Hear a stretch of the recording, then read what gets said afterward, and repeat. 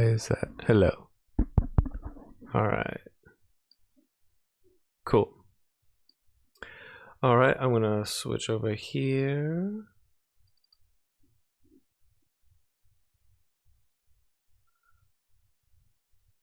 All right.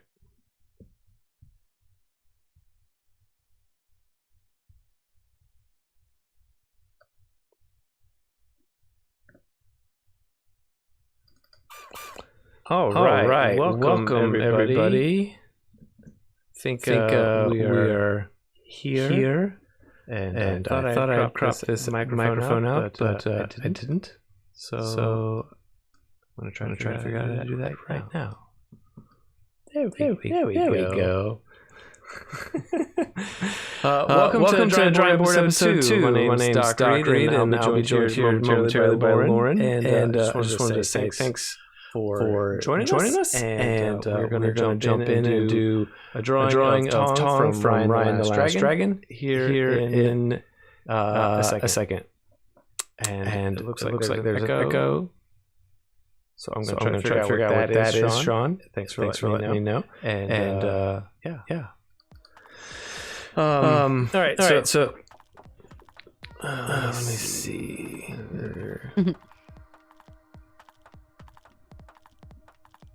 Is there still an echo there? Apparently there is. Andrew. Interesting.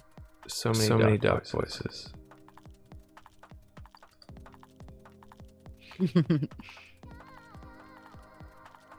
How's everybody doing? All right, how's that? Is that a? Did we kill the extra doctor?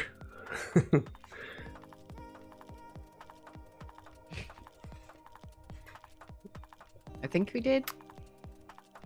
Okay, cool. Alrighty, I'm assuming that we got the echo taken care of. Yeah. Super excited. Yeah, it says there we go. To be back, and like we were saying in the promo, I don't know how many of you saw the promo that we cut yesterday. Well, we were talking about drawing today, but we went over this drawing of Tong from Raya the Last Dragon, and we are going to be working on flats and adding some colors, some lighting, and things of that nature here this evening on this. And if you haven't done it and you still want to jump in and do this with us, jump into the M of One Slack group and go to the gallery channel.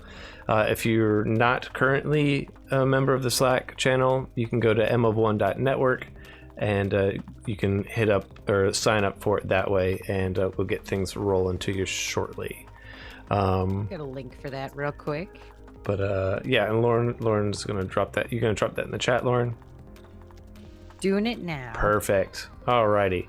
So let me give you a peek behind the curtain. I'd already what? Sorry, my cat forced his way into the picture. Sean, I don't know. There won't really be a way for you to ever know if I'm the real Doc or the other one was. Sort of like that Prometheus ending. I might have to kill you. Oh yeah. Before you'd find out. So. But we obviously would know if it was if there was a fake Krieger that was ever worked into the show or started doing this stuff. It would just be that you and Andrew would always agree with one another on all movie reviews and tastes. So that would definitely be how you knew that there was an imposter. But yes. So all right. Yeah, this is gonna be fun. Let me jump in. I'm glad you guys can hear me because I sound muted to myself. But so look behind the curtain. So here is basically what flats look like once they're done. They're not super pretty. There's some areas in here that are not right according to like comic industry standards type of thing, where there's gaps. These colors should all be buttoned up together, and it's easier to do in Photoshop, but we're going to do it here this evening in Procreate and see if we can figure out a way around that. So So to start, What is the reason that they all need to be touching? registration. So for whatever reason, printing methods being what they are, if you have, let's zoom back, whoops. Printing methods being what they are, if things shift, you get these weird colorations type of thing. It's mostly, it's super critical in regards to if there is no color behind the picture or the piece. So if you were to do your flatting,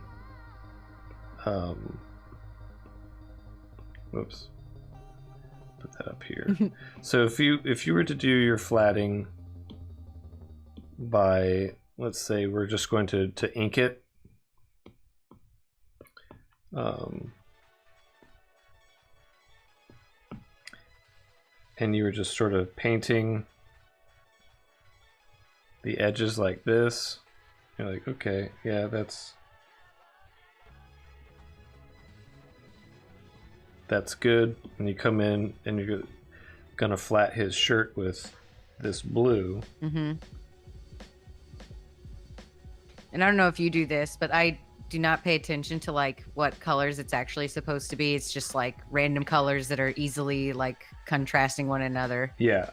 For the most part, after I realized that I didn't have to be like get the right colors the first time around, I stopped caring so much about nailing it in. So I know that this is a rough job, but so let's take this down. Well, I did a better job than I was expecting to. But typically, so you're kind of just drawing on a layer underneath your PNG, right? Right. So, but a lot of times what will happen is, let me try it with this guy. This will be a little bit easier, I think. So if you do this, like we're going to fill in the background around him. What tends to happen a lot of times is you'll get, pardon me, that gap there between the two colors. And so when that happens, and printers getting it, registration issues are happening, that's when you'll have, the issue of, come on. Yeah, because if it's just like a dot off, then you have these weird, then you'll have that white outlines. Yeah.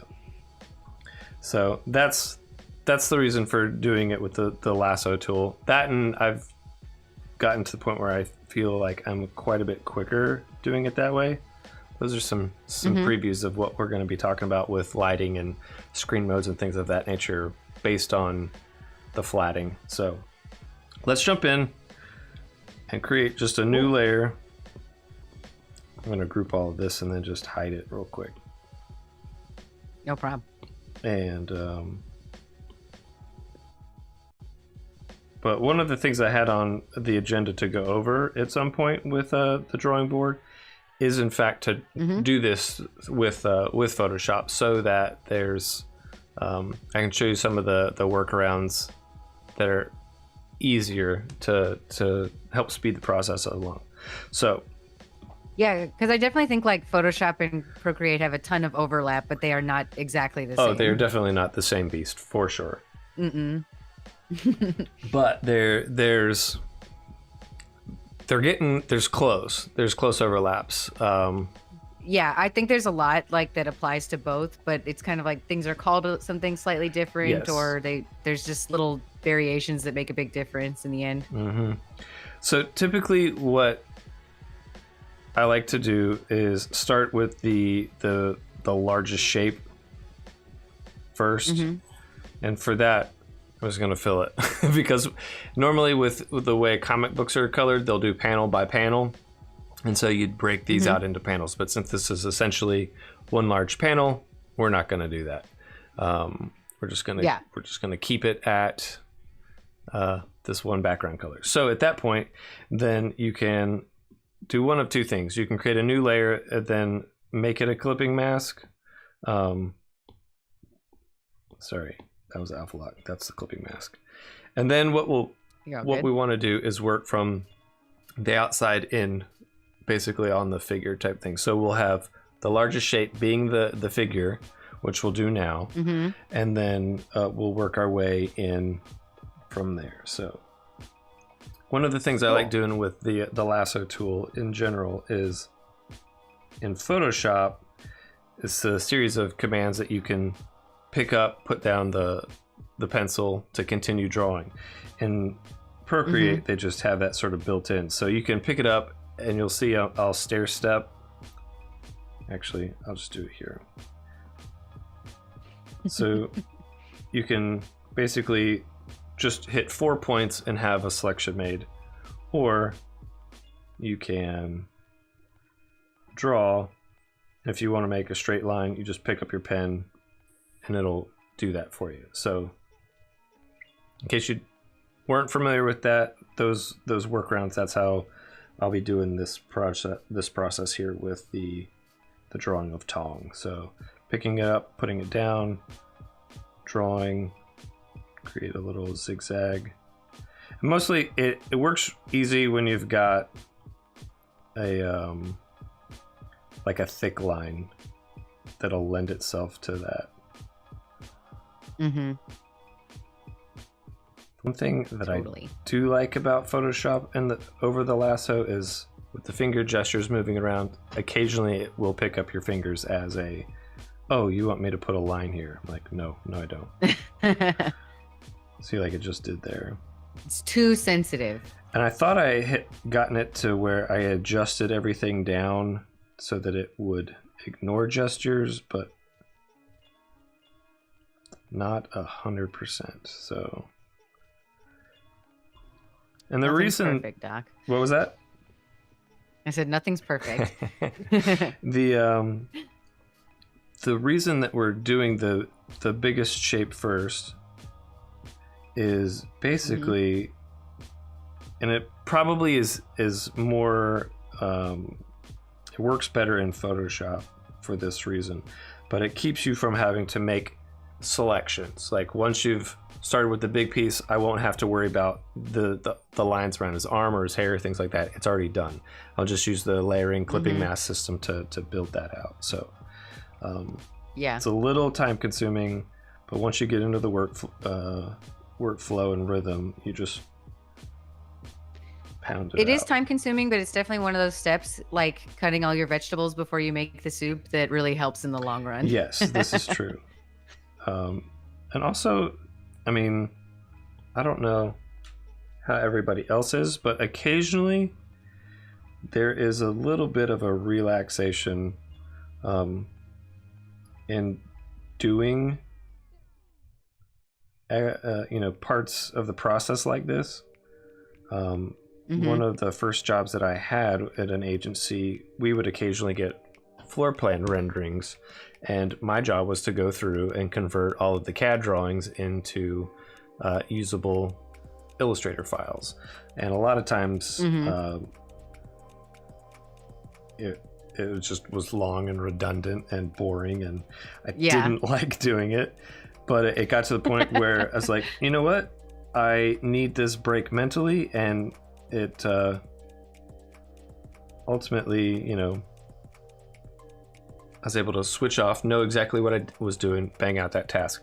Sort of like what this is. So for Tong, let's pick a middle tone. I feel like you just get into the groove and it's like, it can be really relaxing. Yes, 100%. So with this one, nice. I thought there was a shortcut for the alpha. That's the alpha lock. The one finger swipe will allow you to alpha lock it. But I thought there was a shortcut for the clipping mask, but I've forgotten it apparently. So at this point, we are going to do another selection.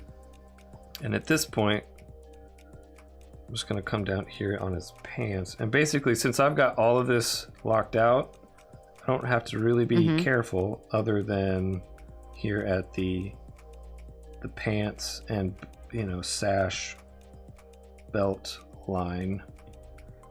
Yeah. So this basically makes it so that like you can only color inside the lines, like you physically can't color outside of them. 100%. So it's very convenient. Yes.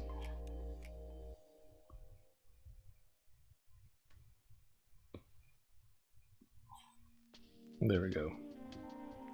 This is why this is like important to do in the beginning of your process, because then like you don't have to worry about this later. And then when you're just adding like shadows and highlights, you can select that and then you're only coloring in that section. Saves a ton of time. Yes. Oops. I colored his pants. Let's make those a gray. Gray blue. Do you have references pulled up somewhere? I do, actually. I really like all their costumes in the movie. They were fantastic. But they're very detailed. Yes, I loved it. It took me back to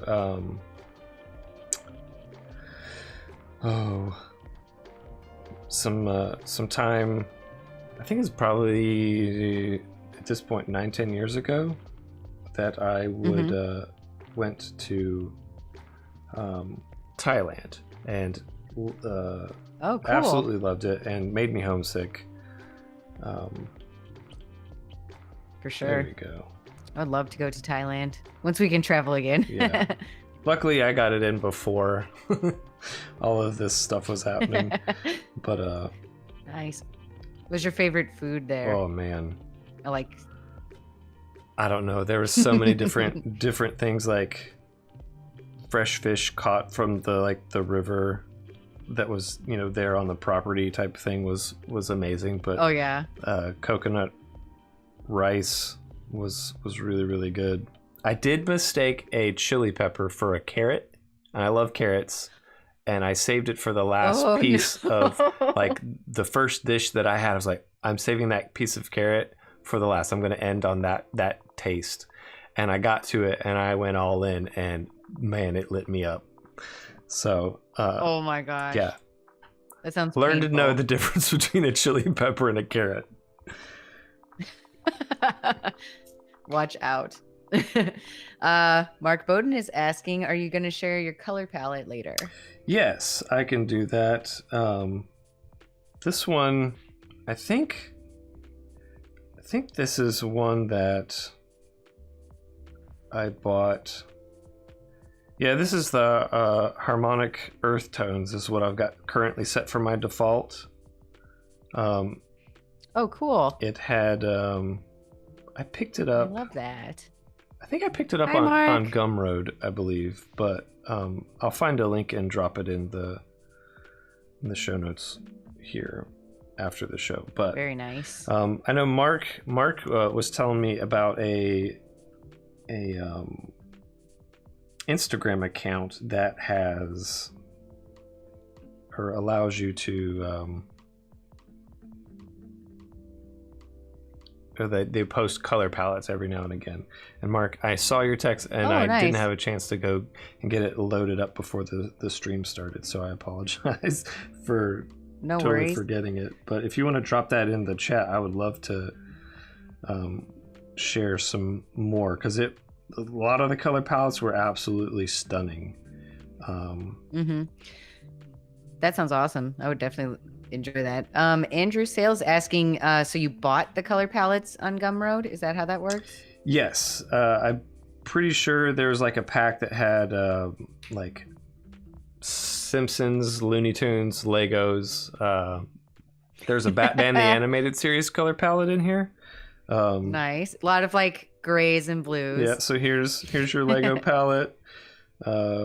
Sweet romantic color palette. Cartoons A, B. Oh, there's East Asia colors. I guess this is Southeast Asia. Oh, hey. We may I may switch that up. I'm pretty sure that this George's paint palette is probably what the pack came from. But there's Hanna-Barbera collection, manga, Batman the Animated Series, Calvin and Hobbes, Family Guy, Gravity Falls. There you go, Andrew. All for you. I knew that there was in here, but I didn't want to say it till I saw it. But that's what I was looking for, actually. So I'm going to switch it over to this East Asia color palette. And I mean, that's pretty perfect. yeah, I mean looking at the reference and you're looking in the at neighborhood. These, yeah, it's pretty close to the. I bought a color palette. Yeah, basically I'm lazy is the explanation for that, Andrew. Let me see. I'll see if I can find it. You can get a link for that and put it in Slack later. I feel like don't want to derail you completely. I'll derail trying to find that, but I will make a note so that you have to do it later. Okay, thank you, Lauren. All right. I'm writing it down. Giving me some homework. Yeah. This time you have the homework. Yes. I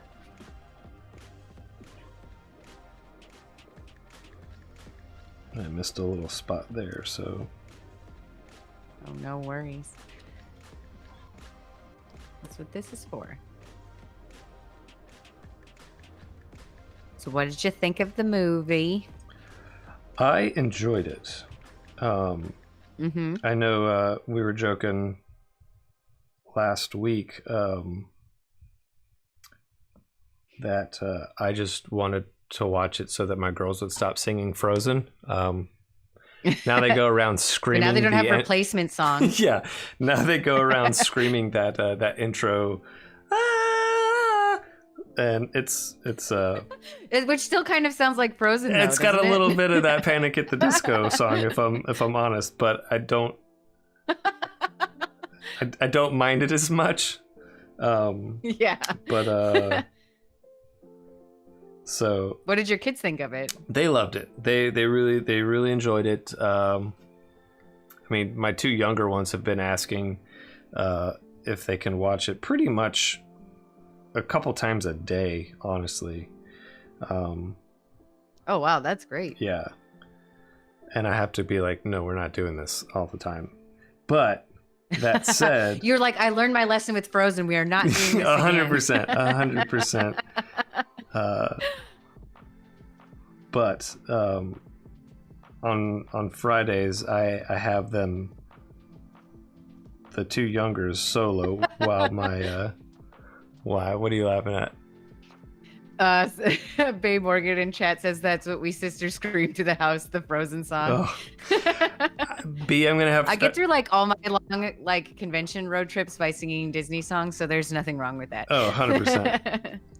B, yeah. I'm going to have to send you a link of a woman that was trying to locate her husband in a grocery store, and just started singing that part of Frozen, and she sang the first part and he echoed it like just barbarically from the aisles, like 7 or so aisles over. It was flipping hilarious. I loved it. What would you have done if you were in the grocery store and that happened? Oh, I probably would have done the exact same thing in not so harmonious tones, but much more somebody help me, I'm being murdered type of melodic tones. They're like, is he just screaming in response? Bae says she's seen it and she loves it. Oh, 100. Awesome. It's so funny. It's Let me see so if I can funny. Maybe find it somehow and put the link. Let's see. Frozen grocery store. Couple singing. Oh yeah. Singing Frozen. That's probably a better way to look for it, wouldn't you think? So I have an offbeat topic. Speaking of music, do you think that Raya and the Last Dragon could have been a musical, or did you miss that? I did not that was miss something it. I thought about later. Did not miss it. I guess yeah. If you have to hear the music on repeat endlessly. I honestly, that's one of the things that always put Pixar movies above Disney movies for me, is that they were still good but didn't have to have the musical element. Sometimes is that just in because songs, you have to hear the music so much, though, or like did you like those more like when you didn't have kids? I think sometimes like the music takes me out of the story sometimes, depending if it's shoehorned in or not. And sometimes it, especially sort of with some of the Frozen 2 songs, it felt a little shoehorned in because they're like trying to repeat the recipe for Frozen 1's success. Yeah. I love Disney, but sometimes it's just sort of like I can understand. Try found pushing the boundaries a little bit. But I mean, I guess there's that old saying too: if it's not broke, don't fix it. Yeah, I mean, I do think Frozen 2 got a little bit even into like why is the rum gone type of repetition, you know? Like Oh, explain that, because that's a Pirates reference, right? yeah, so like I feel like they really tried to repeat their recipe, but just like by repeating the exact same lines or scenes and not using it, they were just cramming it into the next sequel every time.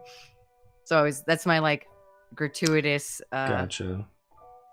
like resampling example usually, because like I think in the second time they probably say it 12 times. It's like not even funny the first time he said it. I thought it was hilarious when it was said the first time. Man, what was that last thing you said? I'm sorry.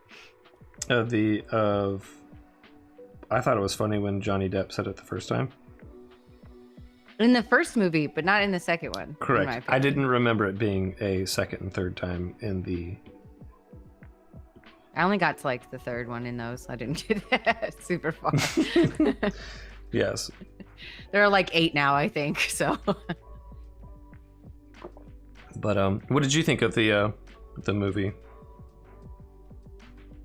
I definitely very much liked it. It has like a lot of the big things I like, where it's like fantasy, epic, cool, like warrior lady, like everybody makes friends with like a weird group of people. Isn't that some like the story of an artist? You just make friends with weird people. Maybe that's why I like it so much. It's a story of me. I just don't have a really, really cool sword and a dragon friend.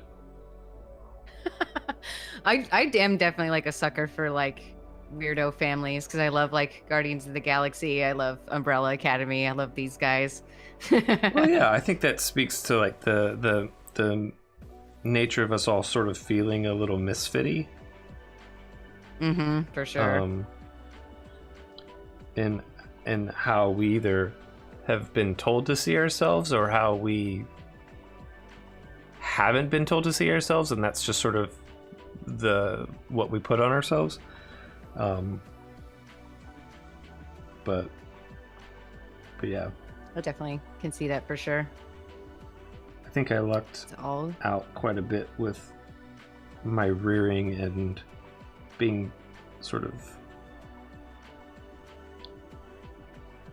having a much more nurtured, loving upbringing. Like there was a lot more positivity in my childhood than I think I didn't realize, like took for granted type of thing. Like that's just how everybody is. Yeah. And realize like that's, not necessarily the case.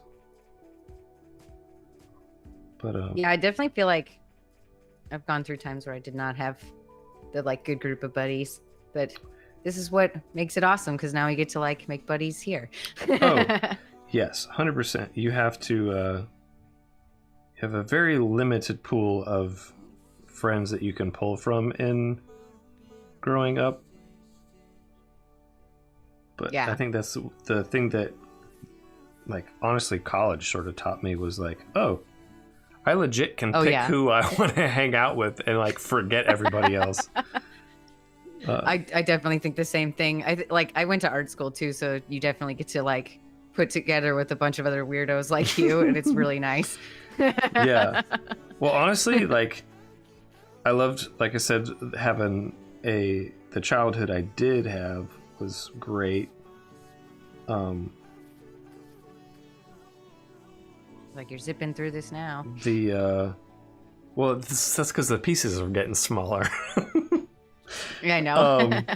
But like the learning of things in college was just crazy because you have so many different backgrounds of people that are like, oh, I'm into Pedro the Lion and Pavement and this band and that band, and you've never heard of Afghan Wigs? I'm like, is that a band or is that like a piece of apparel? And you just sort of like swapping mixtapes of all aspects of life, like, oh, try this food, oh, try this food, oh, try this food, and before you know it, you're just like, oh man, I had no idea that I liked, I don't know, sushi or pineapple on pizza. Who'd have thought it? Yeah. I completely relate to all of that. But yeah, that's why it's good to try new things. Was there anything? I know in the I guess it was the episode right before St. Patrick's Day, you guys were all talking about well, I guess maybe Patrick started to touch on it and then decided to save sort of a formal review for later once the with the movie? Yeah, sorry. No worries. Concentrating and drawing sometimes do not mix. We'll get this, don't worry. Yeah, I mean, Patrick is in the chat, and him and I kind of disagree on a lot of things about the movie, which is funny. He had a lot more negative review than I did. He did? Yeah, I mean, are you surprised? Considering he only likes... Do you like any of the cartoons that you've seen, Patrick? Yeah. I mean, so I think his complaints are legitimate. Like, they're not like totally crazy, but I don't think they bother me nearly as much as they did him. Like, Patrick had a lot of complaints about like the level of character animation not quite matching up with the background. And I do think there's a little bit of that, but it's not like, I only really notice it when people are interacting with the water, because like they did Moana and Lion King. They can make things look like completely perfect now. So they've really nailed that one. Yeah, I didn't. The backgrounds and the characters didn't necessarily throw me, but the dragon felt like it was drawn in a completely different style. Like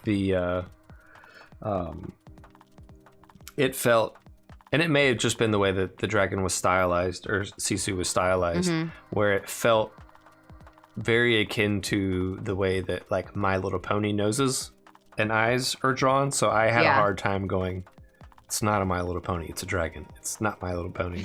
But my kids didn't. Yeah, I've heard that comparison quite a few times. Oh, really? Okay. Yeah, actually. Like Patrick posted the like what is it, like the honest trailers? So they're like, Sisu is basically a stretched out My Little Pony. Oh man, I'm gonna have to go check that out because that sounds hilarious. I'll put a link for that real quick. It was definitely pretty funny. And I see, Mark, you found that frozen grocery shopping video. That wasn't that we've got that. Hilarious? It's so good.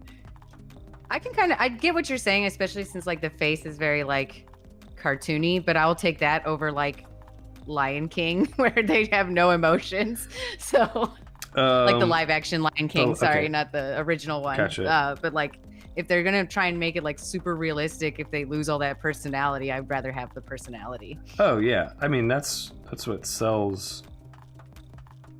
And honestly, like, I know that characters in cartoons in general, like the expressions are you have to exaggerate them to carry the emotion. Even sort of actors have to overact to get things. Yeah, it's kind of like acting with a mask on, because like it's not really themselves. It's like a extra exaggeration. Because there's like another filter of the animation. But I think that's what's fun. It's everything's really big and bold. Yeah. This is the one thing that I don't like about this reference is that sometimes you just can't pick it up and move it. You sit there and you'll trying to get it resized, but it just will. Oh yeah. Will not go. Or like zoom in or something. Yeah. Like resize the window, Doug. So you're getting there. You're almost done. Almost done. What else do I need to break out? I think that's pretty good. Yeah, I'm going to do a real quick background here for the boat base. How's everybody else at home coming along with with the drawing? Yeah. Or don't forget, guys, please share all of your drawings on social media and tag us, or you can put them in our Slack because I want to share them with everybody. It's really fun to see what everyone's been doing.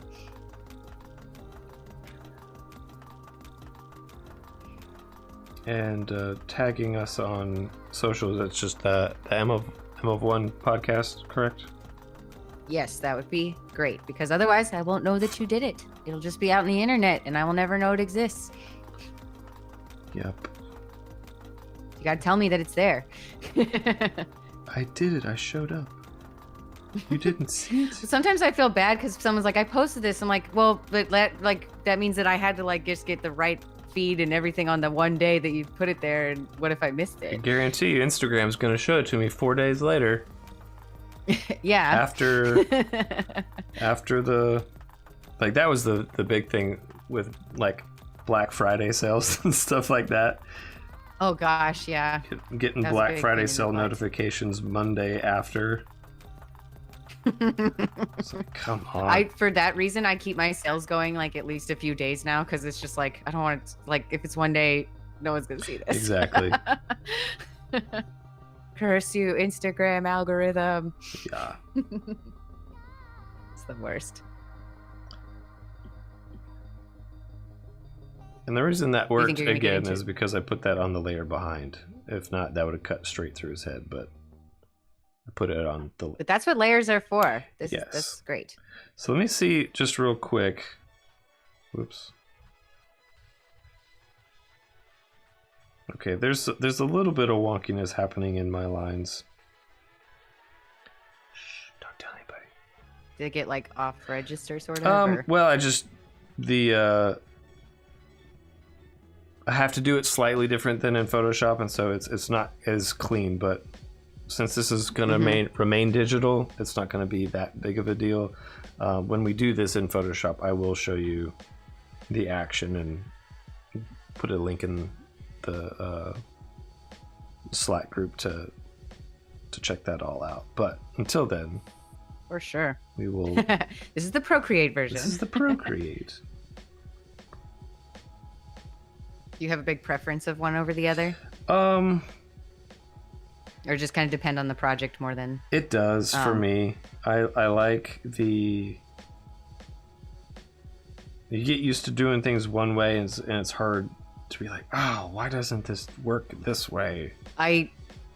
That's the reason I don't really use Procreate is because I am usually working and I'm I can't figure out how to use a new program right now. Yeah, I need it to be really good.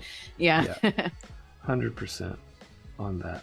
Because it is very, very similar in so many ways, but sometimes it is not the same, and it can be frustrating, especially when you're on a deadline. Oh yeah, we discovered last drawing episode where I was having trouble with the freaking Lasso Tool. I'm I just wanted to do this so I can make a selection, and Mark Bowden, I believe, was they want you to know. Oh, sorry. Yeah, just do it like this, stupid. I didn't mean to cut you off, but Bay says Jen and Amy say hi. Hey. I'm gonna say hi, even though they didn't say hi to me.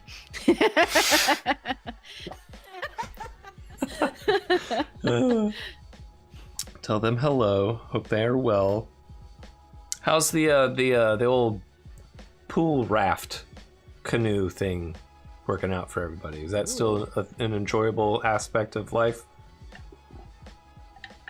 It sounds really enjoyable. It was hilarious watching Jen and B trying to navigate the pool with a raft that was small enough to fit inside, but not small enough that you could get the oars to go. It was pretty fun. So I'm going to mash those layers together, and I think we're good. We're gonna say it's done. Good Nice. flatting. So okay, about an hour. No, about a half hour, right? Because we horsed around for 15 or so minutes. Yeah. Okay, so This is great though. Bay says Raft Punk has yet to take sail on open water. We want to wait for it to be less crowded. That's a good idea. That's definitely a good idea. oh man. You can sneak out on Easter. Yeah. Do the sunrise Easter service out on the water while everybody's at church. The beach will be to yourself. Yeah. Just go to church afterwards. Oh, Lauren, you just Are do your it there kids on the pumped up boat. for Easter? Oh, perfect. Yeah, even better. What do I know? That way you get to eat your Easter candy after the boat ride. Or I mean, if you're really on it, you just take your Easter basket with you on the boat and eat it as the sun's coming up. Sorry, that's not going to work for the West Coasters. That's Crichton says we're just going to blow past Raft Punk. That's a really good name, and it really is. I was reading it so fast I didn't put it together. That's a very good point, Sean. I love that. Yeah, I love any puns, and Raft Punk is really high up there. I will say the hoods have a knack for all things punny, and I love puns. And naming conventions are. She says candy in the boat. Yep, doing that for sure. Just don't drop your peeps in the water, because then you'll have a bunch of small rafts floating around. I was like, then you'll just have no peeps because they'll melt. I will say one of my favorite things to do with peeps is put two of them facing one another and stick toothpicks in them, and then put them in the microwave and turn them on and watch them joust. Like they will swell, and then they will stab one another with the toothpicks. That sounds really morbid when I say it out loud. But it's fun to watch. I can't believe they have a GIF for that. I can't actually, I've never eaten a whole peep and not felt sick. This is also They're true. so sugary. This is also true. All right. But I like the idea of peep jousting. That sounds really exciting. I mean, it's at least fun to do once, and then you're like, oh yeah, I've seen that happen. Sounds like a good time. Just realized I didn't do his eye. And we're going to go ahead and do... I think I'm definitely going to try this as well. The Easter's right around the corner, and peeps will be on sale. Oh, 100%. And the best thing, just get them in the after Easter sale if you're just going to nuke them. Yeah. There's no reason to pay full price for peeps you're just going to nuke. Oh, yeah. Caramel Cadbury eggs for the win. Yes, that is totally true. Do you have a favorite, Easter candy? Ooh. I have mine, and they're just mint M&Ms, but they're really good. Mint M&Ms? I used to only get them on Easter. Yeah, Really? they're pastel. They're not actual M&M brand, I don't know, but they look like M&Ms. They're just Easter colored, and they're delicious. Interesting. My mom sends them to me every year. I will have to look into that. I have not ever heard. I'll find out what I'll text my mom and find out what they're called. All right, so do it right now on air.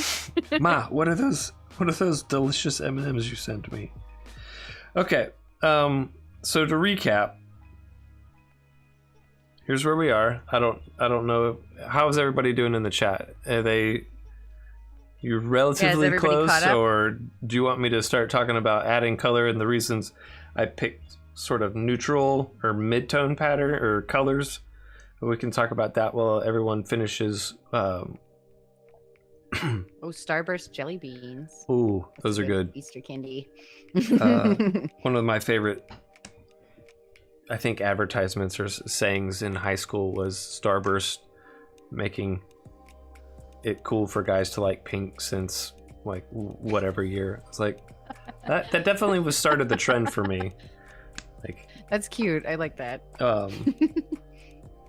But then it seemed like it also had a surge in popularity right around the time pop collars became popular as well. There was a whole bunch of like pink collared shirts that were being popped in my high school. Just like, I don't get it, but I still like Starburst. And you're just like, if I pop my flannel collar, it's not the same. It's not. It's just kind of like, it's sort of like you have to. Are you cold? What's wrong with you? Well, it's not even that. Like normally, if you pop on a collar to keep the rain out or something like that, and if you're from Seattle or Portland area, you're just sort of like, look at this idiot. Just like, it's rain. It's gonna be here. You're gonna be wet no matter like wherever you're going. You're just gonna be soaked. You're keeping your neck dry. It's just sort of keeping the rain from like running down your neck. It's just sort of like a damp cloth just sticking to your neck at that point. You know what's funny? I've never ever felt that experience because I've had very long hair most of my life. Okay, I'll buy that.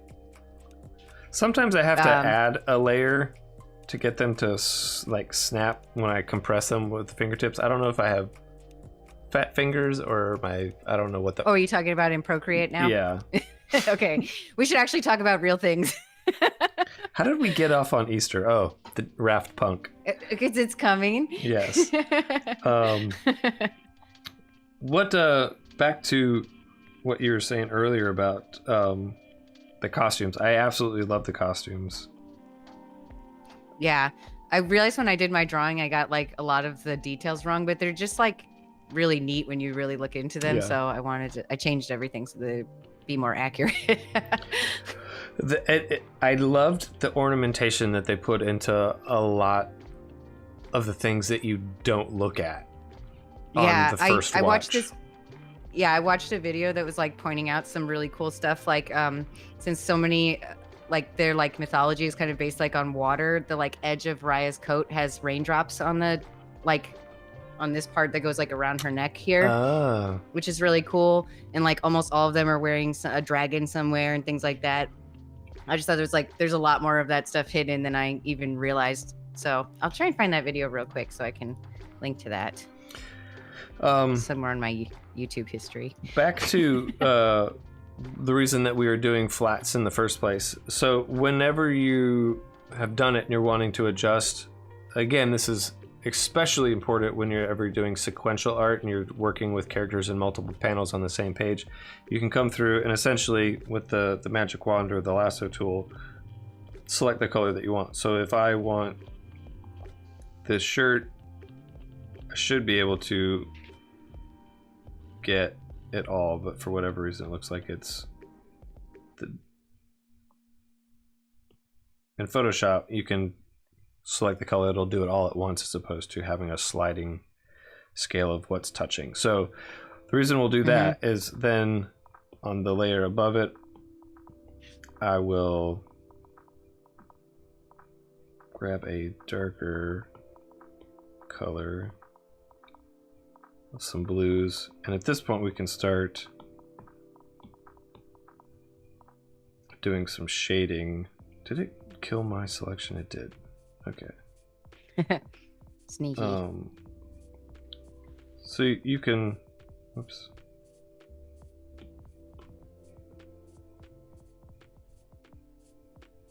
We'll do. I'm having trouble finding this video, so I might have to post it in Slack later. All good. I don't want to get too thrown off. So at this point, it just allows you to pull the selections that you made earlier. If you want to make adjustments, you can do it a lot quicker this way. So yeah, I do exactly what you're doing, where like that part's selected, and then on a new layer, you're adding the like shadows, and then I tend to do highlights on their own layer as well. But if you are not picky, you might do them on the same layer. Here's something I learned today as well. I don't know if anybody has already figured this out, but you can move your panel, your brush height and opacity around. I realized when I hold my iPad, I tend to hold it in the middle, which puts my thumb at the upper half of the screen, so it fit my hand better. And so I was like, I'm going to move that up there a ways, just make it easier. It's secretly trying to help you. Yeah. Balls in your court, Photoshop. Do you like to do yours with the highlights and shadows on one layer, or do you do them on separate I will ones? do them on separates, mostly because I just feel like it's easier if you change your mind. 100%. Honestly, Yes. this is the main reason I do it. That is definitely a part of why I will do it. That and blend modes. Yes. Blend modes are constantly helping. I've only, honestly, I didn't know that trick for a long time. Do you want to talk about that a little bit? Blend modes? And why you would use them for this? Yes, we can do that real quick. So here's some things. If you're like me and sometimes struggle with finding the right color or how to make it work, a lot of times I'll start with a piece and just sort of scroll through the blend modes, especially in Photoshop.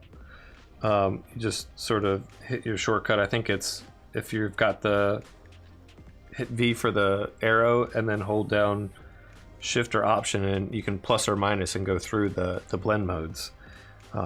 Yes. It's just like, okay, it helps you envision things like, I like the darker color here, and come back. You can either come back and adjust the color, the local color, or you can proceed with that blend mode type of a thing. So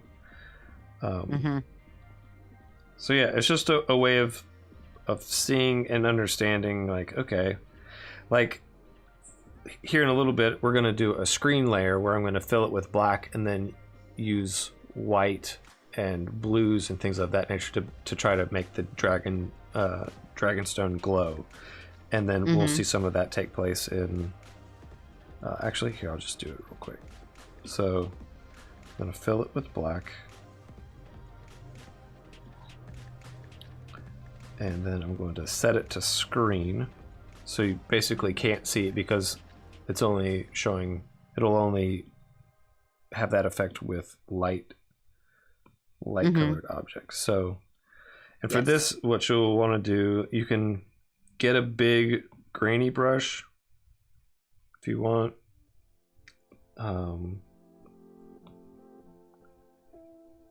But just sort of gives a little bit of a glow to it. This is one of the points where Photoshop has got maybe a leg up with their just the with like different blend modes, just the generic brush, because I haven't found like a good feathered brush that I like using. This one is, if anyone has recommendations, let us know. Yeah, it's close, but like I really love getting that super soft edge. It's also one of those things that you said, like before, if you're just used to that one, you want it to be that, you know? Yeah, like just give me the default Photoshop airbrush. That's what I'm looking for right now. So this is sort of Max's, I think this was in the essential pack, his fat airbrush is as close to Photoshop as we're gonna get, I think. But oh, look at that beautiful glow. So if we did it here, let me do so it sort of does it when it's on that really looks glowy. Then you screen modes will help with some of that. And sort of just pick your flavor. Like, do you like the screen, or do you like, I mean, it's just a subtle thing, but then you start adding in some you know, Gaussian blur, and it it starts to feel a little bit more believable type of a thing. So, and then Yeah, it's looking when you're nice and already. when you come in and pull out things of this nature. Actually, oops. Just in case, Kreider's saying that the soft brush under airbrushing in Procreate is something that he likes. So maybe it's worth a shot. Soft brush under airbrush. Yes. And Mark Bowden says maybe you should make your own perfect brush. Now we're talking. Yeah.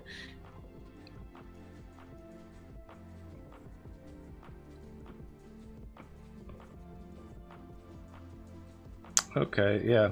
And so something that I would be thinking about is also that like the glowing orb is like one light source, but then he also has the light behind him. So that's like how you have to think about where you draw your shadows and stuff is where the light would hit it. Yeah. Hit him, excuse me. Well, yeah, the clothes and everything. So you have all of those things playing into effect, and you've got lots of things to consider. And one of the so that's a real quick down and dirty way of doing that.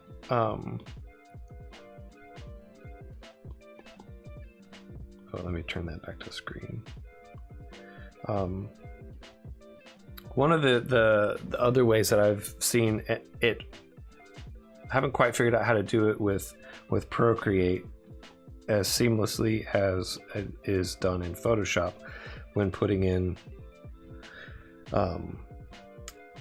highlights and shadows and doing like the second bit of shading. So here's where we were with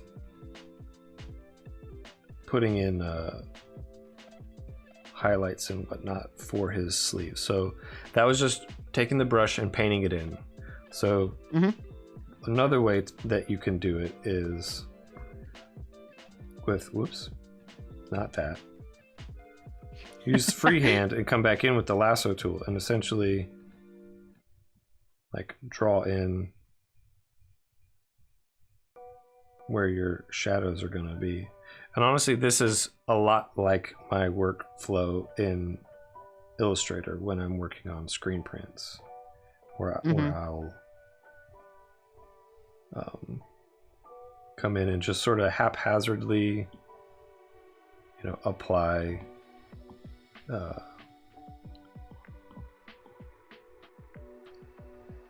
the shadows and shapes and the stuff lighting. like that. Yeah. So yeah.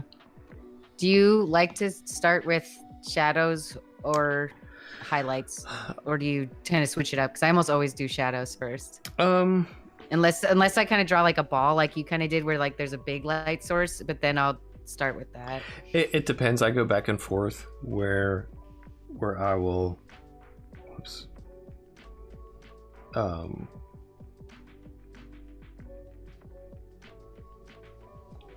We'll start sometimes, and honestly, a lot of times it'll get to a point where I'm like, these shadows are conflicting. I never set like where my light source was coming from, and so I'll go back and have to rethink that. So real quickly, you can do that.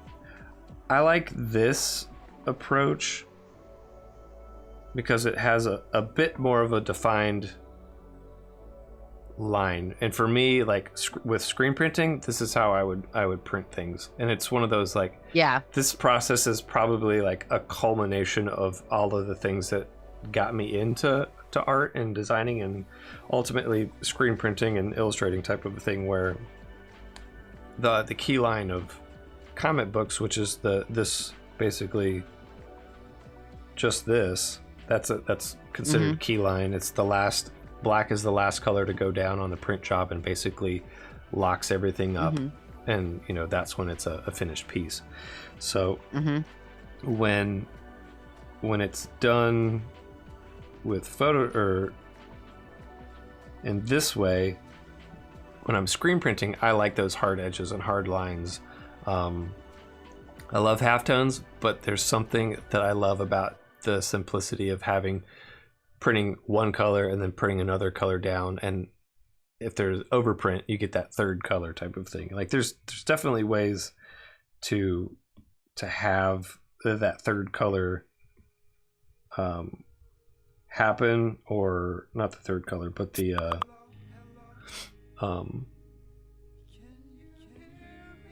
like nuances and things of that nature happening that I love. Oops. Sorry. Internet problem. Oh, on my part? No, I disappeared for a minute. Oh, Sorry. you're good. My bad. You're good. So one of the things that I do like about Photoshop is with the lasso tool, you can basically sort of make little cuts like this, and whenever you pick up the lasso tool, it completes the circle. If you're not holding down Shift and Option or Alt, it will just sort of fill it. So I can quickly make essentially, like, think it like linoleum cut or wood cuts, where you just make those little carves into the wood. You can make a whole bunch of those really, really quickly. Haven't quite figured out the workaround for that in in Procreate, because they will let you have the selection. Come on, have the selection until you close it, and then it creates it. So, a lot of it depends on the style that you're wanting to go for. So if you're wanting this more graphic approach, I would suggest using the lasso technique to color. If you want the more painterly approach, go with your favorite brushes. You could still do that. Let's see. I'm just going to load this selection.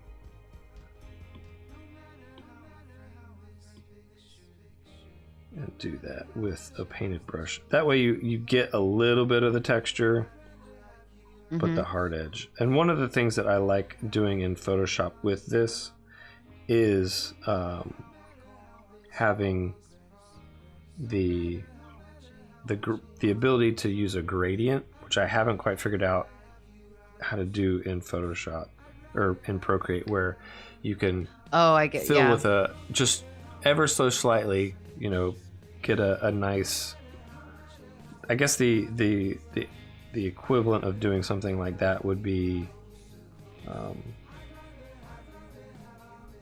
oops, wrong layer. Come on. You say the equivalent of doing that would be... Oh, yeah, I guess I did stop mid-sentence, didn't I? That's what I'm here for. Basically, I was trying to go back to the airbrush, not airbrush, but painting it in with the airbrush tool that we were doing earlier, where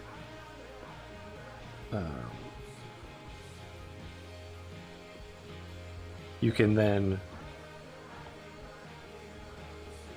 pull down your opacity. Depending on how big your brush is, you can sort of fade it in that way. Now, if we were to go in and add, like the highlights, like on his brow, right here, let's just do this real quick. So he's got, come on.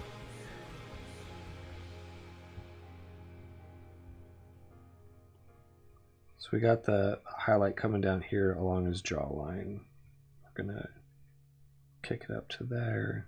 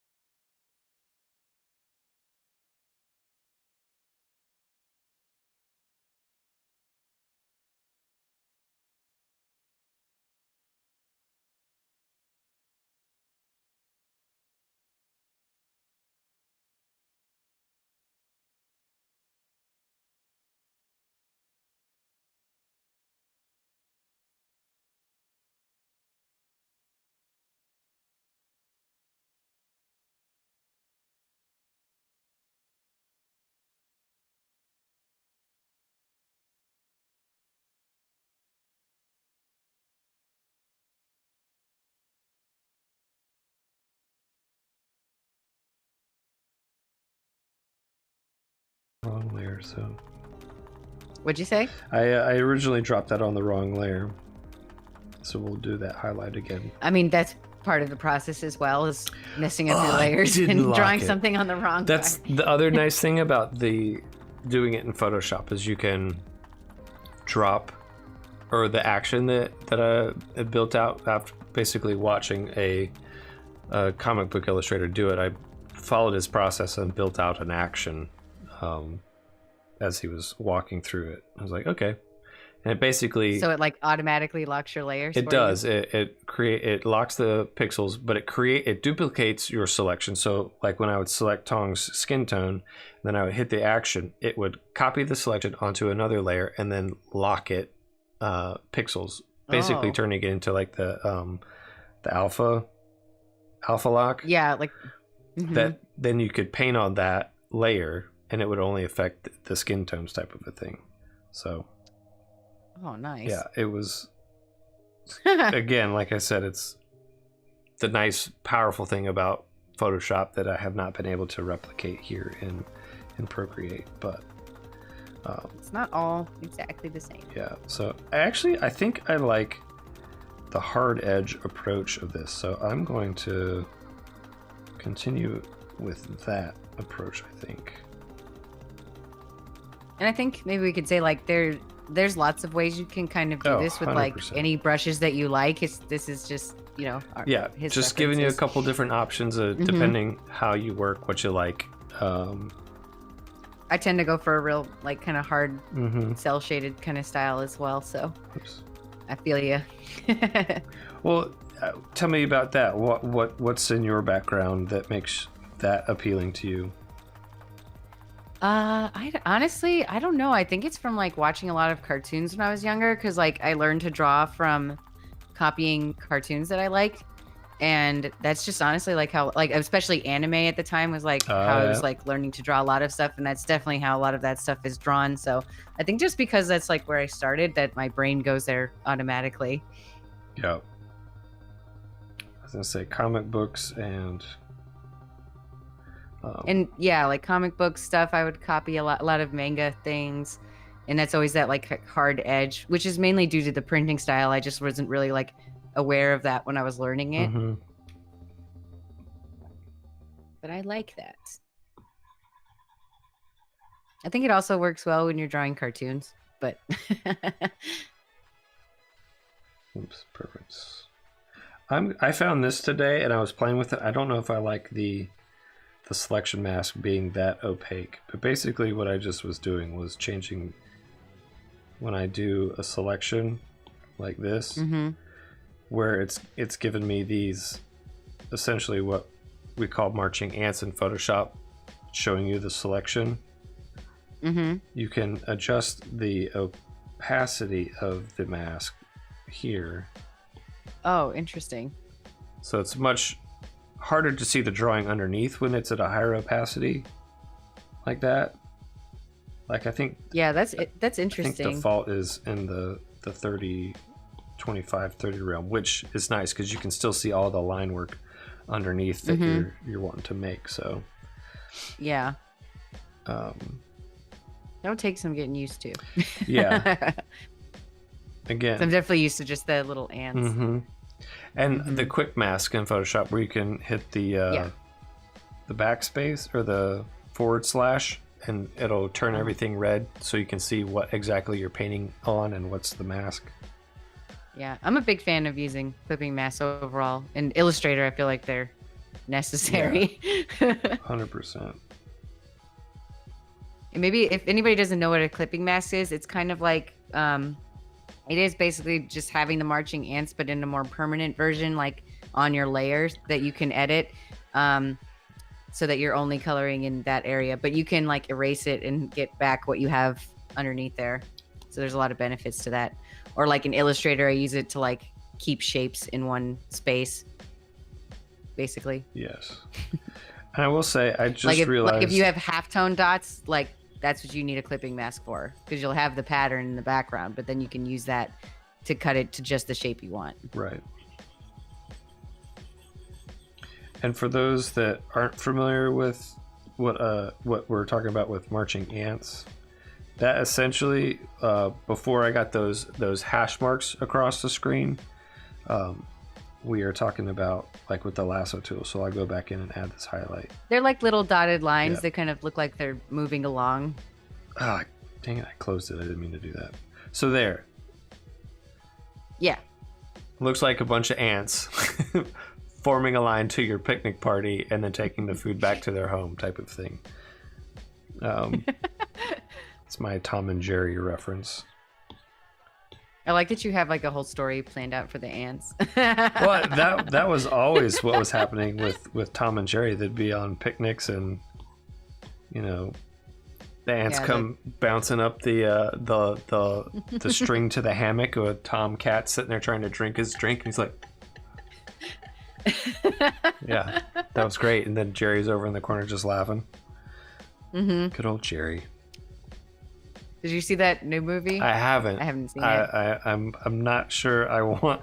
It's one of those. I'm like, do I want to? Do like, I want to I'm risk putting this in my household? Well, it's not that. It's just like, do I want to risk like having it not hold up and feeling like some of my childhood was tarnished? Oh yeah. Because I did not like the Smurfs remakes. I'm probably going to get heat for saying this, but like I won't watch the Sonic the Hedgehog movie for that reason because I really like Sonic and I don't want to watch that movie. That's funny. I wish you could select the color when you have the marching or the selection happening, but you can't. Oh, that's a bummer. Yeah. You're stuck with what you started with. Pretty much. Luckily, it's easy to get back. Yeah. Due to all the work you did ahead of time. So let me ask this: are we who all in the chat has seen Raya and is like on board with talking about favorite parts, spoilers? Yeah, I don't want to. Because I know that it was one of those things that I didn't realize this, and I apologize. I did not realize that it was going to be a $30 spend or like ticket to kick it off. Like I said, $30 to not have Frozen songs being sung by 4 different children at 4 different levels of volume, a couple different songs from Frozen simultaneously. It was worth the $30 for my sanity.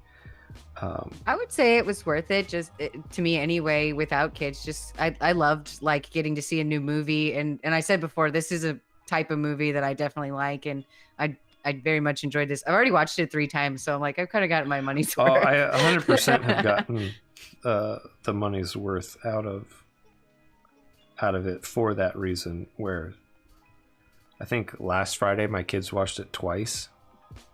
Oh, see, I feel like that's totally worth it. Yeah.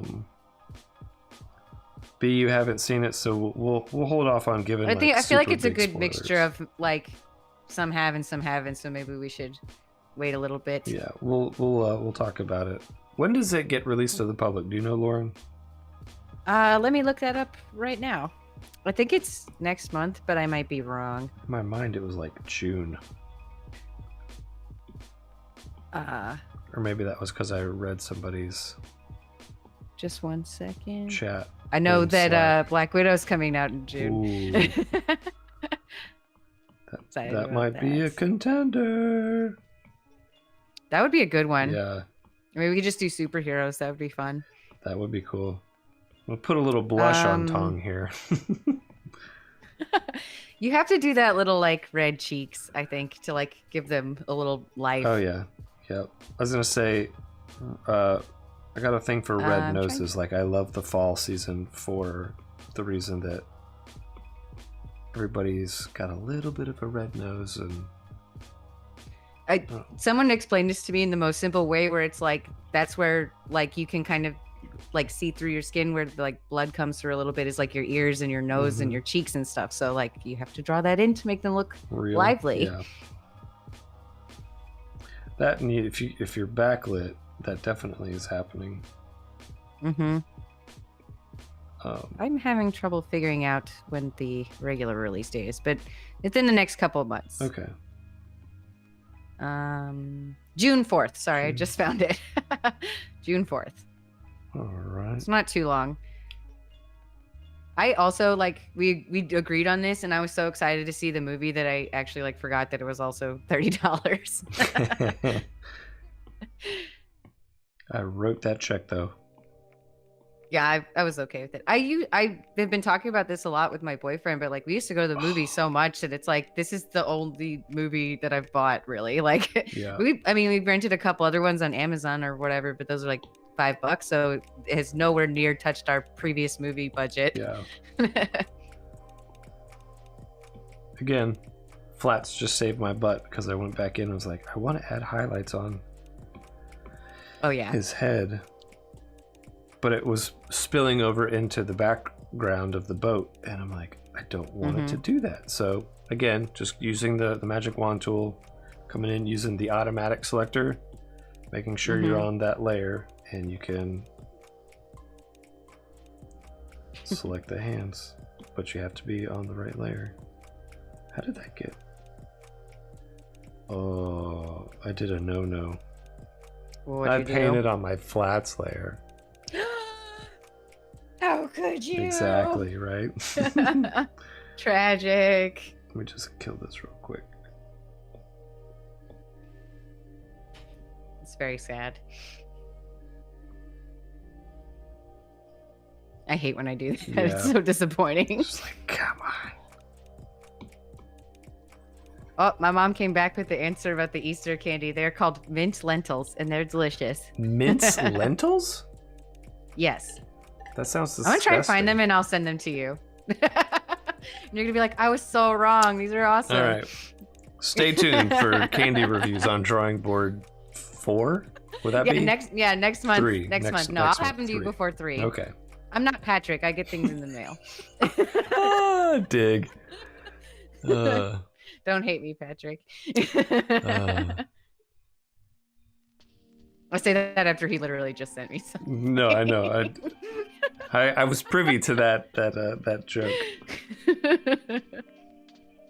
All right. So is our blend modes making sense with everybody? Drop a note in the chat and let me know if you want clarification on glowing orbs or where Sean says shots fired. I know. Let me know what you want to work through a little bit more of, and we can keep going. But until then, I'm just going to keep adding a little bit of depth and warmth to the characters' skin tones. Like it. Maybe if we can't talk about this movie, we could talk about some things that it reminded me of, because I think there are some fun things. Yeah, definitely. I think that this is the first Disney movie where you could clock that they had a Ghibli reference or like influence in it, and I thought that was very cool. I missed that. Tell me about that. Like Studio Ghibli? We'll wait for Lauren to rejoin the stream. Take a guess on what her favorite Studio Ghibli movie is. I love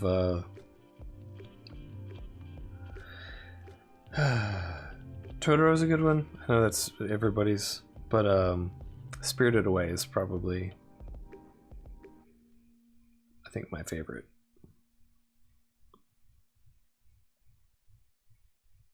Can you see me now? Yep, you're back. Sorry. No, you're good.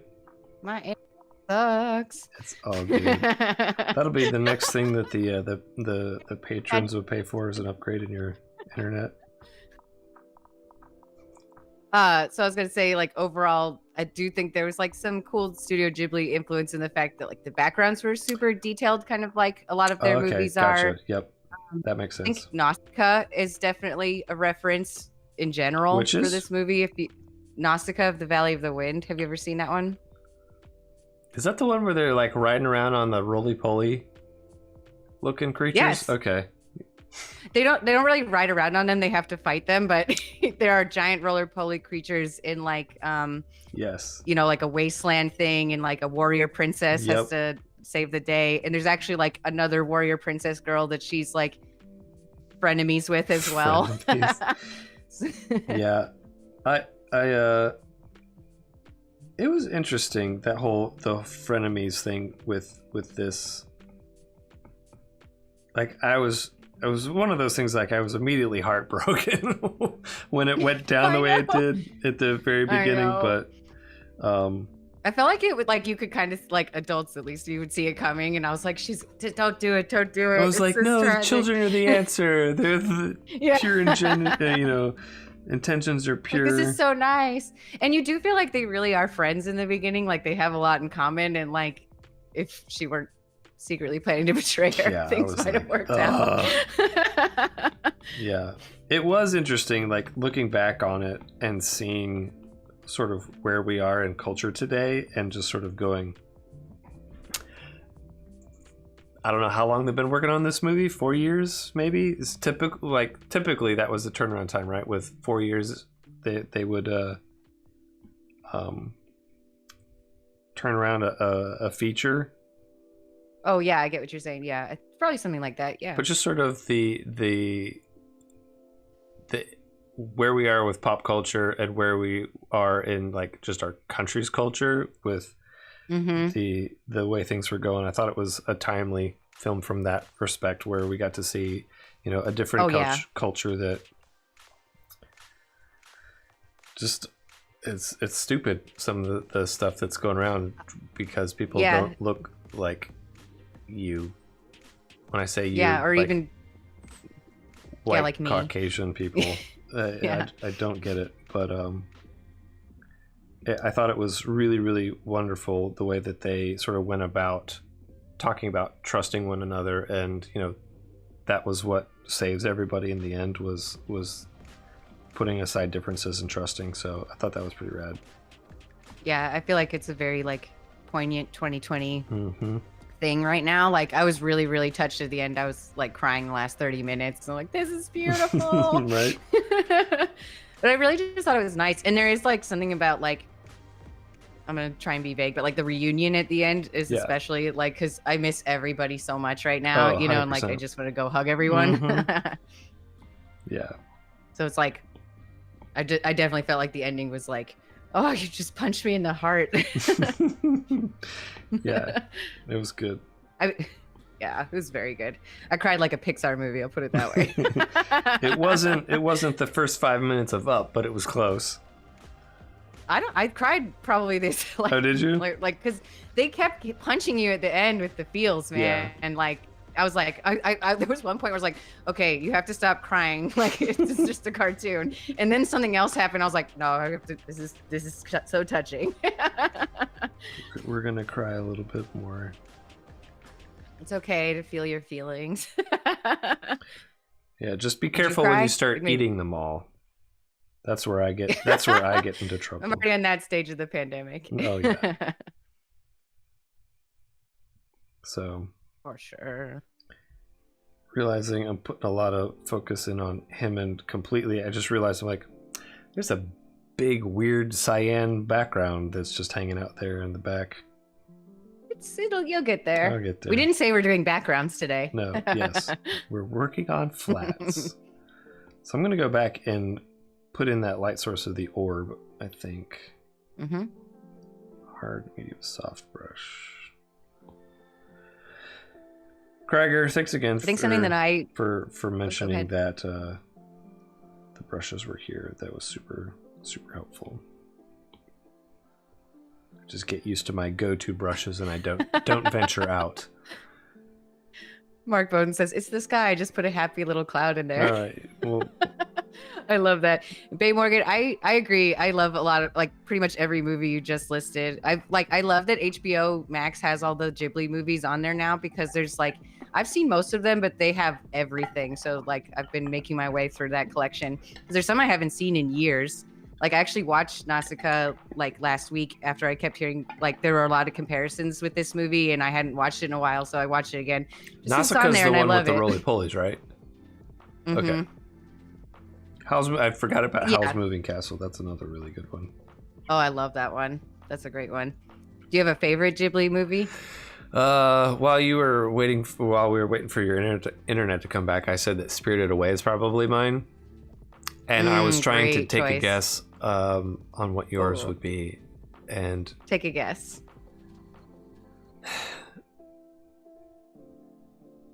I don't know. I would say it's either Howl's Moving Castle or Princess Mononoke. Oh my gosh, do you have a... Okay, so Princess Mononoke is my favorite, but Howl's Moving Castle, the book, is one of my favorite books. So it's really, really high up there on my list. That's fun. I do recommend, actually, if you've seen Howl's Moving Castle and you like it, read the book. Okay. It's so good. It's very different than the movie, so you'll still be surprised, I think. But it has a lot of overlap. It's really good. I love that book. Okay. Good to know. Maybe we'll see about getting that on one of these like 20-year anniversary type of a thing. Oh yeah, that'd be fun. I love drawing anything Ghibli. Speaking of like amazing character designs and environment designs and everything. Mark Bowden, you got to start watching these. They're all on HBO Max, so it's like really, really easy now to be able to watch all the Ghibli films. Before you could only get them on DVD, which is why I think a lot of people haven't seen them, but now you have no excuse. No excuse, Mark. My sister-in-law was a big fan and had a lot of them in her library, and so when I'd go over and visit her, be like, "Hey, can I borrow this? Check it out. I've not seen this yet." So I remember like trading VHS tapes with my friends of different ones and stuff. Yes. Like I think I still have a couple of them on VHS because like that was how I had them. I'm not like I didn't want to have to rebuy it a whole bunch. Oh no HBO Max. Well, we'll find a way. Yeah, there's only so many subscriptions that I can stomach. I feel like I've gotten on the hook for so many now. Mark Bowden, I totally agree that Princess Mononoke and Kipo and the Wonder Beast do have some definite overlap, but you know which one came first. That movie's so good, though. I love it. I probably watch it at least like twice a year. I've done several like Miyazaki themed art shows, and every time I tell myself I'm not going to draw something from Princess Mononoke, and then I draw something from Princess Mononoke. I started to watch that with my girls. I'm like, oh, this is such a good movie. I'll put it on for them, and then I forgot like the first 10 minutes is like. I was like, were they scared? Running on the the pronghorn, shooting people's hands off with bow and arrow. I'm like, probably not. Yeah. Not great for my 5-year-old. Did you watch the whole movie with them? No, my wife sort of gave me the eyes. I was like, okay, we'll change it. Yeah. This cartoon is not for kids. It's like, oh yeah, I forgot about this whole opening sequence. I also will say like a bunch of, especially anime movies when I saw them like on TV when I was a teenager were edited so that they're like don't have blood and stuff. So I had an impression in my head that these were less violent than they actually are when I've watched them as a grown-up unedited. It's sort of like watching stuff on TBS and then watching it on DVD. You're like, I don't remember this scene at all. We had one of those moments. My favorite thing like that is like Miss Doubtfire when you're older because there's so many jokes where you're like, oh, okay, now I understand what you're saying. Yep. That and Sandlot was one of those for us. Like my sister-in-law was like, oh, it's such a good movie. I'm like, I remember there being some choice things in this that I was not allowed to partake in as a kid growing up. And oh, like the way they talk and stuff, or yeah, or like just they were doing a couple of swear words, and my sister-in-law we're watch it and just sort of like waiting for the kids to react. We're like, okay, they don't hear it or see it, and it's like, okay, we're not gonna have a little like, because that's the thing when you have 4 kids like me, it's basically you have 4 mini recorders walking around you at all times that are ready to repeat back to you what happened in the last 5 minutes type of a thing. Yeah, they're little mirrors of patience, temper, and anger, and also joy. Aww. and so if you're not careful, you can get a real healthy dose of how salty you are or how happy you are by how they will mirror back to you what you are putting out into the world. So I'm going to make a small segue because Doc has a great point. He says, please use, or sorry, Mark has a great point, but he said your name first, so I read that way. I was like, I'm glad I'm making sense of good points. He says, Doc, please use the light brush for that blue glow. I always want to use that brush, but I've never had a use for it. Which brush? The light brush? There's a light brush. Sounds exciting. It's like a lightsaber for brushes. All right, let's try that out. Oh, thank you, Sean, for finding We're Missed Out Fire streaming. I think I'm seeing it might be on Hulu as well. That's another thing that I have VHS tapes of.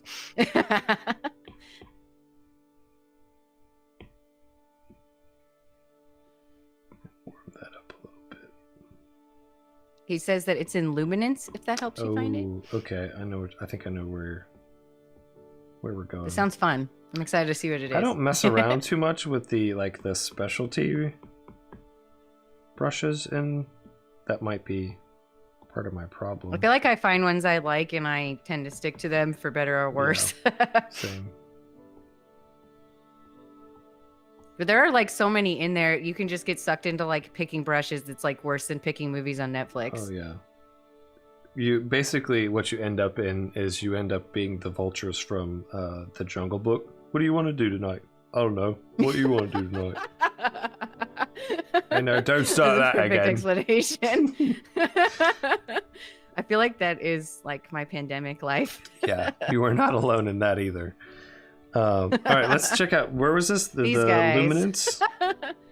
The flare? Yeah, that's what that's the Ooh. The rumor from Mark Bowden. The light brush. All right, let's put this bad boy on a layer. Ooh, fun. And this is like built-in lens kick layers. the tires on this brush. Here we go. That's pretty dope. I will have to say that's.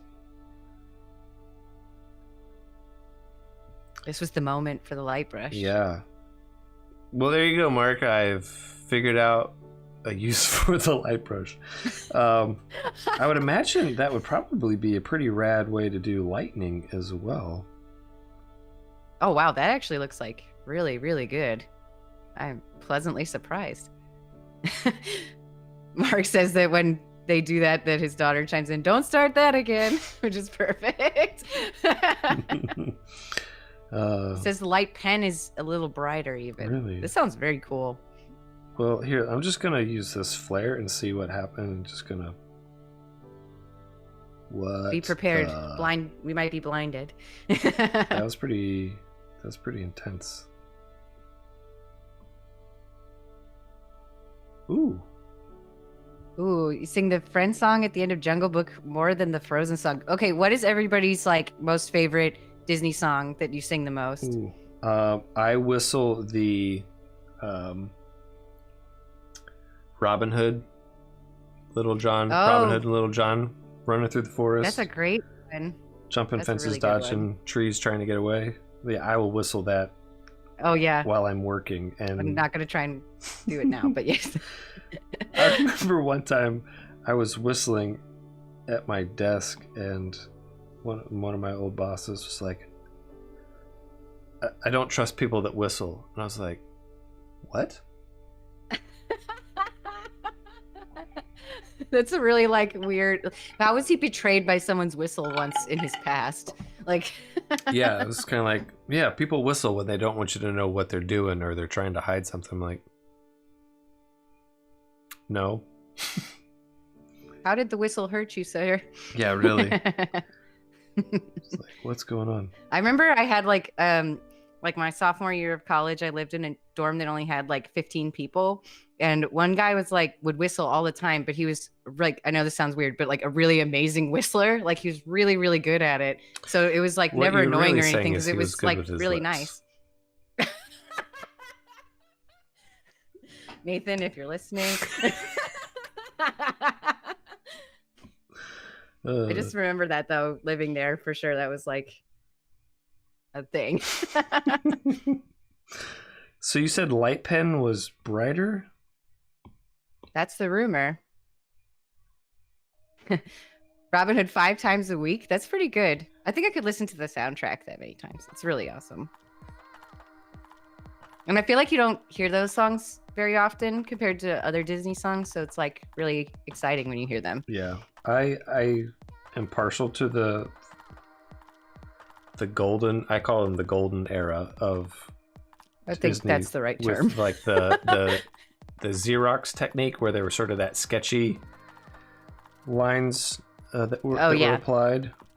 So it's like Robin Hood and Jungle Book, Dalmatians, 101 Dalmatians, The Rescuers? Yes. At least the first I'll one. throw that one in there. Yeah, the first one definitely. Yeah.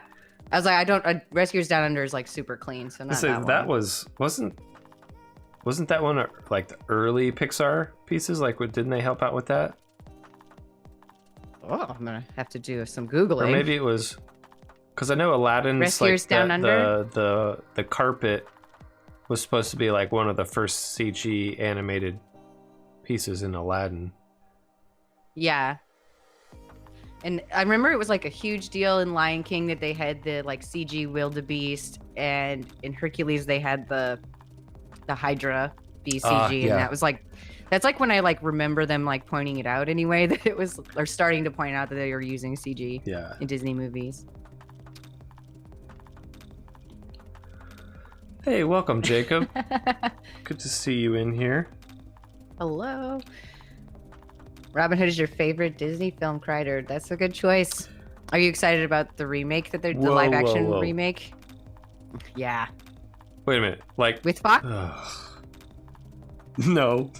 No, I'm not. Is that for real? Thing, and I'm like, how is this not going to be Cats? I'm sorry. Cats would. Yeah. Did that ever recover? The Cats movie? Did that ever like I believe that Cats will probably become a movie like Rocky Horror Picture Show, where like people like do midnight showings and dress up and make fun of it. And I would go to one. As I said, I totally, because everybody's just going to be talking about the cat holes and what. I just don't know how it won't look weird. Like, yeah, the live action animals. I don't want to say that it can't be done, but I'm not super excited about it to start off with. Yeah, thumb sucking lion. It's gonna be strange. The cat holes. I've got a dirty thumb. Yeah, forget that. So I've realized I forgot to say this. One of the reasons that I picked sort of mid-tone colors as opposed to something else is for the purpose of going back in and adding highlights and a lot of the special layers type of a thing that you can do by adding in like highlights. So for like these pants here, let's see, do that, maybe push it a little bit on the green side. But then you can come back in with your... I'm going to have to move this up a little bit, I think. Or is that airbrush? I'll do that as well. Kreider, do you mean like if they made CG human characters, or... Because you said not animals like the Lion King. So like I know they won't be like an actual fox shooting a bow and arrow, but I think it's meant to be the like anthropomorphic ones like they have in the original Lion cartoon, King. From what I understand. Yeah, can't say that I'm super crazy about that. I haven't actually like seen it yet, so like reserve final judgment until I actually see what they're gonna do. But it's hard to be excited about it on a like practical level. I agree with you on that. Is there one that you would mind them remaking? I was just gonna say I am excited about the like Hercules remake because I really like that movie. The music in that one is great, and I just think it could be a really fun like twist, because I think like that movie's like stylized in a fun way to like see that brought to life could be really, really cool. I remember that one being a specific film that, like, when I realized, like, oh, like, style's a thing. Like, it's not just a Disney, like, the way that they had gone about it. Like, I remember reading an article about the illustrator that they were sort of mirroring things after. Mm-hmm. I was like, oh, that's really, really cool. I love how everything was curly and... Yeah, it looks like the artwork from like Greek vases and stuff, which I think is like, but mixed with the Disney style. So I just love how they kind of played with the blending of those things. And yeah, like the curls in their hair are kind of squarish, and their fingers are kind of big and blocky and things. And like they have really like shapy bodies, if that makes it, like they don't look as natural. They look like they're more like based in shapes or drawn or something. But I like the exaggeration a lot. Yeah. Oh, wasn't there already a live action Lady and the Tramp on Disney Plus? Mark Bowden, perhaps? I think, yes. Really? It wasn't bad, but it was very sad with real dogs. But yeah, I think like, and going back to Hercules, like, have you seen Atlantis? Yeah. I really like the style in that one. Like, after I saw that movie, I love how they draw everybody with big square fingers. So I totally did that for a long time. Oh yeah. Wasn't Mike Mignola the inspiration for that film? Oh, I could totally see it. Like, especially when they're like underground or like underwater, I mean, and like that like clockwork fish thing is coming after them. Yeah. I want to say he either was like art director on that movie. Let's do a little Googling. Or he was sort of like the mood board. Oh yeah, it says he did the concept art. Okay. Yeah. Oh my gosh, I never knew this. This is really, really cool. Okay, I'm gonna just drop the Google images here because this is fun to look at. Oops, I'm sorry. I posted the wrong thing. Let's try again. Ta-da. Yeah, that's really fun. Now that you say that, I can see that totally, but like I never knew that, so I wouldn't expect Mike Mignola to work with Disney, to be honest. Yeah. He's got a Kickstarter happening right now. Oh, he does? Yeah, they're making a sort of a documentary. Oh, that's awesome. Like, I would watch that for sure. His work. Yeah, it's Oh, let me find this. I think I found it. Oh, actually, it's just about to end. So how much time we got left on it? Great timing. 36 hours left. There you go. I forget how long they said it was, but there's several artists that I was extremely excited about that were going to be doing like demos or sort of talking about their influence by him. Which, yeah, I think like, I mean, I'll at least speak for myself that a lot of people I know, and myself included, have gone through like a Mike Mignola stage where you're like trying to do that a little bit because it's just so different and unique. Well, I think the powerful thing about his work is it's extremely like graphically driven. Like all of the it has to work in black and white is sort of how his brain seems to operate. And it's kind of like, I don't know where the other half of that figure is, but I know it's there because of the way that the surroundings are drawn. I love it. Yeah, it's like for how little detail he has, everything has such like distinct like volume and weight to it. It's interesting. Yeah, it's 100% just like, my brain just stops working when I'm trying to do that. It's sort of like when I'll do a screen print and I'll try to figure out how to work I'll figure it all out, and then I'll spend 2 extra days trying to figure out how to draw it so that I can get 3 colors out of 2 colors when I print, and it's just like, printing can be its own monster sometimes when things don't come out how you imagine them. 100%. I've had many days of like wanting to just throw things at my printer because it's like only so off that I notice it, but it drives you completely nuts. Oh, yeah. It looks like we're coming up on a couple minutes left in the session. Does anybody have any things that they want to jump in or clarification on, or just keep chugging along and chatting? Is there anything? Or do you have suggestions of things you'd like us to work on next time that interest you? We would like, or what do you think you know more about than I do that you can trick me into doing, and then you can tell me how to do it right? Hey. I'm specifically going back to episode 1 where Mark's like, oh yeah, just do this with the automatic magic wand tool, idiot. Hey, this is what this is for. We are all learning something. I hope that it's one of those things that I will forever be a student. Yeah. But yeah, that's the right attitude.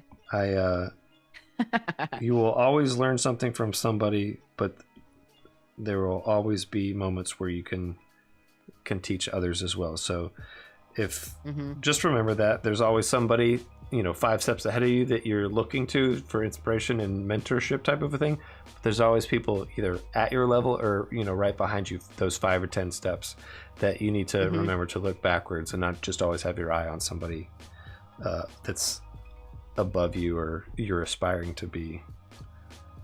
And I kind of did like to motivate myself. Sometimes think of it more like, okay, if they can do it, I can do it. Yeah. Like, how do they do it? Let me learn from them. Like, let me figure out what I like so much about their work and bring it, piece of it to what I'm doing. Yes. Could not agree more with you on that. Just use it as motivation to be better. Don't get like sad that other people are doing something exciting, just like you can do something exciting too. 100%. Don't want to go completely black with this, but I'm having a hard time seeing.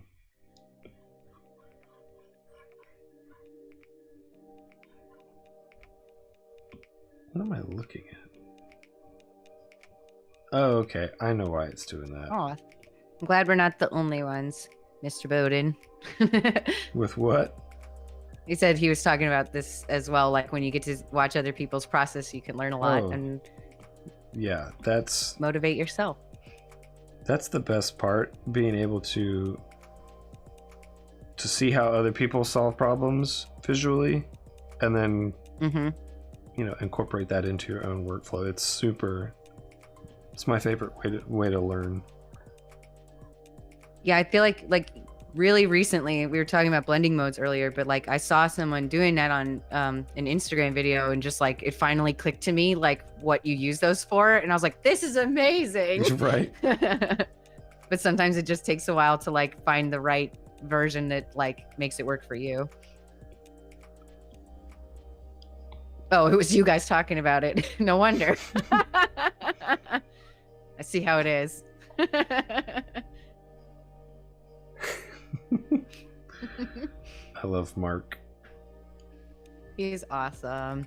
He is. Mark and I are forever mustache friends because we did Movember together. Oh, yes. Man, it's been several years since I have done a Movember. Oh, we did a drawing Movember. Sorry. You can do real Movember. Okay. I only get to I was wanting to know the backstory on how you pulled that off. I was like, did you like craft a Little do you know that stash? I was once a bearded lady. Yes. It was the same time that you were in the military. Okay. That makes sense. That timeline adds up. Yeah. This is our like M of 1 cinematic universe. Yes. Stay tuned for more on that. The military years. Yeah. Faye says, are you drinking that chai, Doc? I am. I found a new. I've been trying to find my Tazo organic, or not organic, but the Tazo spice latte chai, and it's been out at all of the grocery stores that I normally go to for like the last 2 weeks. And so I finally went to Wally World today to see if they had it. They did. They also had a turmeric latte that I'm giving a go, and it's not bad. It's turmeric, ginger, and cinnamon, so it's not quite as punchy as their original spice latte, but it's good. Are you more of a tea person than a coffee person? Yes. I like the smell of coffee, but I don't like the taste per se. I'm a coffee addict, but I love tea as well. I haven't had chai in forever though, and you talking about that made me like need one tomorrow. It's good. I'm gonna have to go get one. I haven't made one in forever. But that would be fun.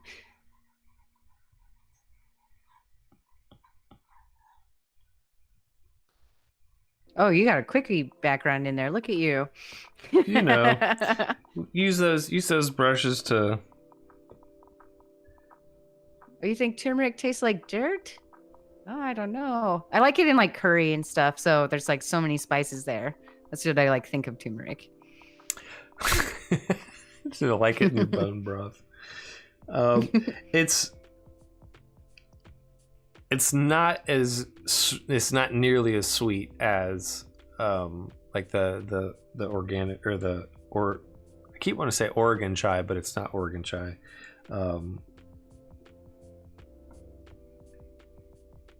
But it's good. It's not as sweet, but it's I'm still working out the flavors. I just got it today, so. Oops. But yeah. Sounds pretty dope though. Let me put in another little bit of a. Oregon chai sounds terrible. You can get it on Oregon Trail. Made with the finest livers. It cures dysentery. Ooh. Have you ever beaten Oregon Trail? I have never played Oregon it. Trail. What? Yeah, I've not ever played it.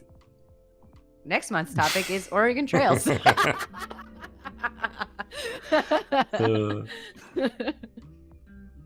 I don't know if it would hold up being fun now, but I remember it being very fun at the time. Yeah, that's what. You get to name all of your party members after your friends, and then be like, "Look, you died." I definitely got those memes like sent to me, or like pictures when my friends are playing it. Like, sorry, you died, or I killed you, or dysentery got you, or exposure to sun being a ginger. You're getting too real with your Oregon Trail death. You can basically die of anything in that game. Yeah. But I've never been able to beat it. It's like so hard to actually get to Oregon. Here's a fun. I also played Amazon Trail, which I really liked, which is like an update where you're going down the Amazon River and you have to like look for animals and stuff. So that was great. Interesting.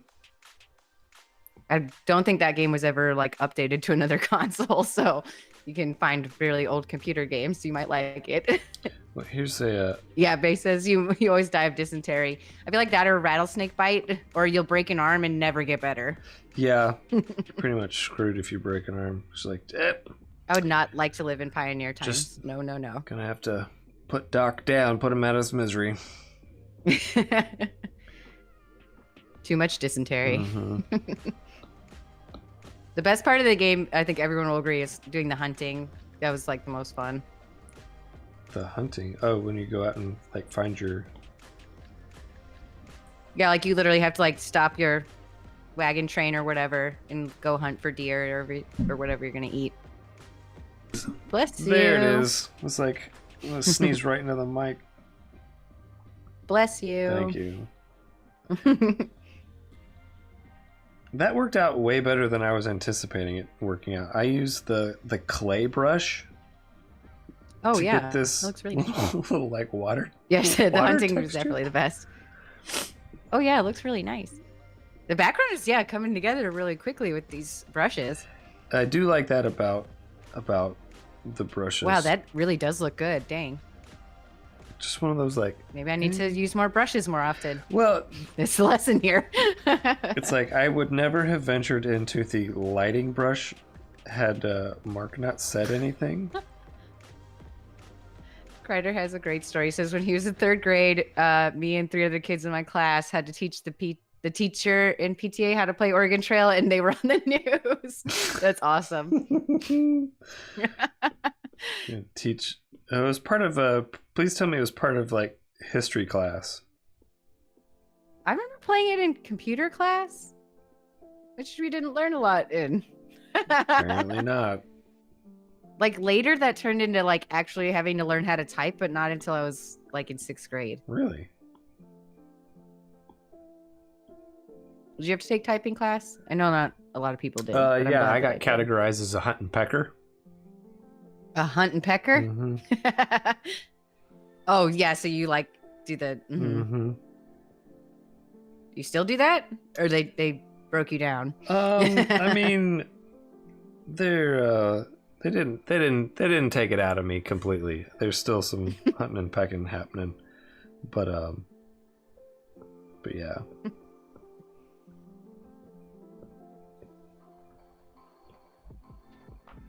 So, what are some of the things we have on deck for next month? You wanna? Well, we could pretty much talk about whatever you want. We have so many options. We didn't narrow it down too much. Scream turns 25. Yes. I've actually never seen that movie. I don't know if it's worth going back and even watching it. I mean, at the time, I remember it being like a big deal, but I love horror movies now, but I did not get into them for a long time. So there's just some that like classic ones that I haven't caught up on, and that's definitely one of them.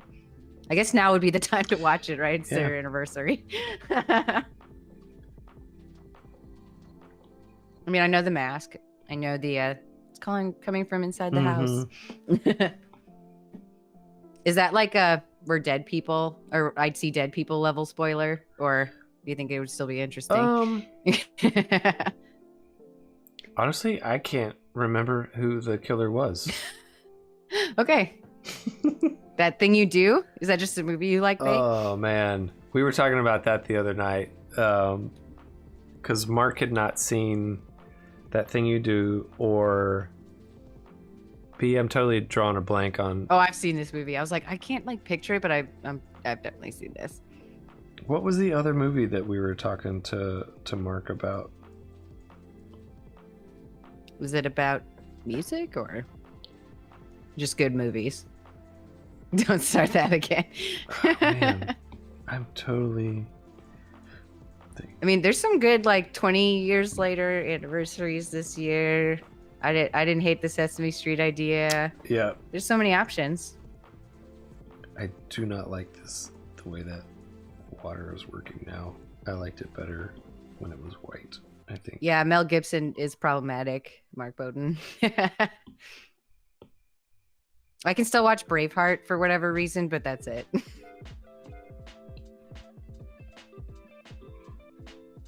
Yeah, I wanted to go back and watch Mad Max. I've not seen the original.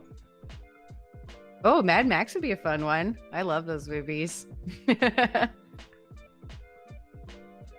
Yes, Space Jam does come out next month. We were laughing because it shares the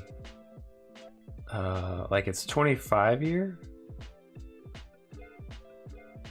I'll try and look it up if you want. I think the original came Space out Jam? in like November, and the second one's going to come out in. I want to say Came out this one. The original one came out in March 1997. that's not right. That's what it says. Sure. On- I found Google. conflicting things all over the internet with times and things that. Okay, just a quick Google search on Space Jam is says release date March 11th, 1997. But I haven't dug into this. Can't believe everything you read on the internet. Yeah. It's a serious conspiracy. Oh, man. It's on the level of the moon landing. Oh yeah. Did Space Jam 1 happen? Was it all the studio? I like Space Jam 1. It's like really silly, but Mhm. always cute. Oh, I love Legally Blonde. That's a great movie too. Yes. That one. Does the new Space Jam really come out next month? I thought it was later. I think it Let's does find come out next month. It says July. So we got a minute. We need an April movie. An April movie. Maybe we should do something that more people have seen since we had the issue with people having to buy this one. We'll throw a freebie. I was gonna say that would be the bonus for the Sesame Street. Sesame Street's got a documentary coming out.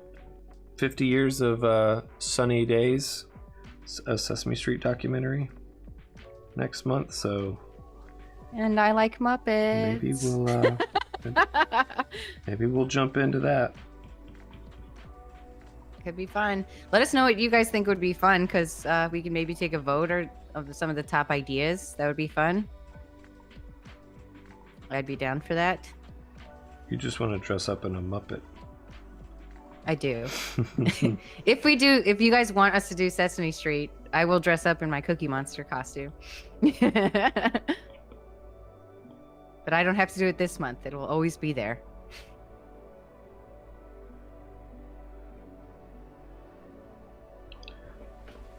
All right. Well, Space Jam could be fun. I mean, we've all seen the original one, and then if people have seen the second one, of which one? Or no, sorry, it's not coming out yet. If we did Space Jam, I was just thinking, Yes. because everyone's seen the original, I Yes. think, or most people Let's say you could easily see the original. do some quick LeBron James or Jordan GOAT drawings, or do the Looney Tunes. I think that'd be fun. Kreider says that Sesame Street would be fun and he would get bonus points because Cookie Monster's his niece's favorite. Ooh, Just saying. right on. But I'm not a dictator. This is a partnership and we both have to agree. I will not force Sesame Street on you.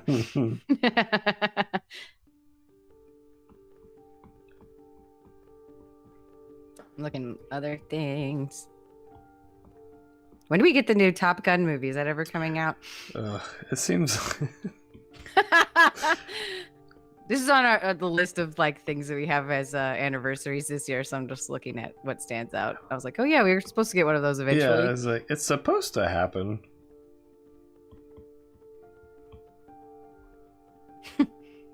I don't know when. Was it Mission Impossible 1 was 20 years old? 25 years old. 25, yeah. I like Mission Impossible as well. It's a great movie. Yes, I liked them. I don't know what I would draw for it, but it would be fun.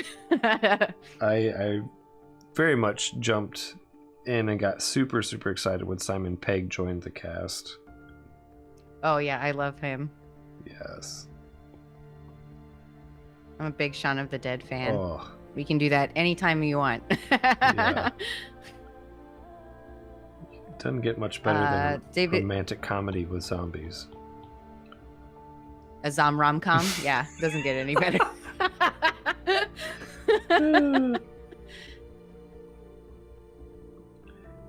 Oh, was LeBron James in The Office? I didn't know that. I have not watched all of The Office. Wait, what? Andrew and Patrick are going to slap me. Well, you can add me to that list. I have not seen. We'll just line up for them to slap us later. That is a special Patreon level pledge video that will be dropping.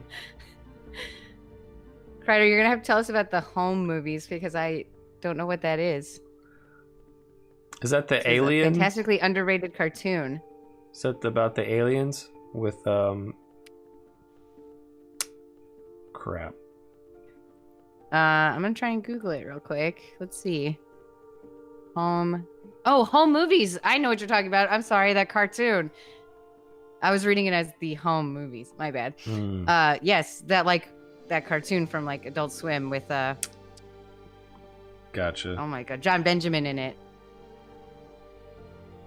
And it's like all squiggly. Oh, squiggly. Like the lines are like Ed, Ed and Eddie where they're never the same. Oh, okay. That's the only way I can explain it. They're squiggly. Ed, Ed, and Eddie. Yes, thank you. Thank you. Finally getting there. Saturday morning cartoons could be a fun theme. Yes. We all like that. Maybe Robin Hood. We talked about that a lot. Ooh. Some Disney. True. Oh, yeah. Gotta mix it up. So I'd love to do that one. What was the, I guess that would only be the second Disney. We can say, we'll put it on the list for later as well. These are all good ideas. Yes. Jedi Robbie says, "You, sir, you are a Disney." What's up, Jedi? A little bit. I like saying your name, Jedi. Jedi Robbie's is fun to say. So how's everybody's drawings coming along? Yeah. I want to see them. Excited to see what everybody was able to get through. Definitely let me know what you did find helpful, what was new, what you thought was stupid for next time, and we'll keep going and see what we can do for next time. But I think we've gone a little over the 2 hours, but yeah, so sort of the benefits of being able to have just the flats. You can come back and come on. You made a lot of progress. This is awesome. So Mark says more light brush. More light brush. Next, more cowbell. Next Lightroom we'll just be going over all of the specialty brushes. Next time we're just gonna come up with a scene that involves a lot of special effects that you have to draw. Yeah. Pew pew pew, bullet gun. Yeah, it'll be like all the Avengers like doing their thing or something. Yeah. So that's essentially what we did. We went through and we've got our background. Bye, B. We'll see you next time. I hope so. Oh yeah, have fun, B. Have a good one. Enjoy dinner. Yeah. And we'll see you back next month. And hopefully I'll see you before then. But yeah, so fingers crossed. There you go. Real quick run through. See if I can delete the or turn off the. Yeah, how many layers did you end up with in the end? You didn't go too crazy. I went crazier very than reasonable I thought number. I did. Let me check real quick. Canvas. Information. Layers. 90. No, I got 31 layers of my 90 available. Not bad. But some of that is. Oh, we got a couple people leaving. Jacob, it was nice to have you. Thank you for coming. Yeah, Jacob, thanks for dropping in, and we'll see you next month if you can make it. And yeah, I think we'll go ahead and wrap it up and say good night. Thanks for joining us, and we'll see you next time. Yeah, bye everybody. Thanks for joining. And don't forget to post your drawings on social media and tag M1 Podcast so we can share them. I'm so excited to see what everybody made tonight. Yes. And also, while we're doing the formalities of saying farewell, head over to m1.network. If you're not in the Slack community, there's a link there that you can click and jump into the Slack community. There's all kind of channels. We talk about everything from pop culture prints that our wallet hates us for spending money on, and we got a gallery to show work that we're working on, getting feedback. There's a feedback channel. If you've got stuff that you're working on and you need an extra set of eyes, there's a channel for that. So if you want we got a little bit of everything. Yeah, we even have like a Bachelor channel if you want to talk about all the favorite reality TV you love. We have a little bit of everything. A little bit of everything. So. But would love to see you in there if you're not already. And all of those links are there at mof1.network. And there's also a link to Patreon if you want to jump in and help support the M of One podcast. Feel free to do that. I know everyone would be super grateful to have the continued support to make this thing happen. So until then, have a good evening. We'll see you next time. Bye.